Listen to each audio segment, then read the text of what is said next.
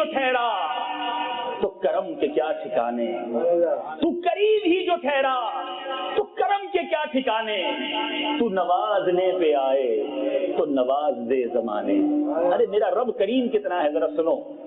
دنیا میں کسی سے ایک بار مانگو نا اسے اچھا نہیں لگتا، ہم سے ہی کوئی مانگنے آتا ہے ہم سے بڑا عجیب سا لگتا ہے، چلو ایک بار مدد کر بھی دی، دوبارہ آ جائے اب تو بڑا برا لگتا ہے، تیسری بار آئے تو بندہ کہتا ہے یار اس کا کام ہی مانگنا ہو گیا، چوتھی بار تو اس کو دیکھتے ہی ہم راستہ بدل جاتے ہیں، پانچویں بار تو اس کا فون بھی بلاک کر دیتے ہیں۔ کیوں؟ مانگتا ہے۔ مانگنے والا دنیا میں کسی کو اچھا نہیں لگتا۔ میرے رب کی شان دیکھو، بندہ جتنا زیادہ مانگتا ہے رب اسے اتنا پسند فرماتا ہے۔ یہ کیسی شان کریمی ہے، ذرا سوچو تو صحیح۔ خود قرآن میں فرماتا ہے مجھ سے دعا مانگو میں عطا فرماؤں گا، مانگے تو صحیح نا۔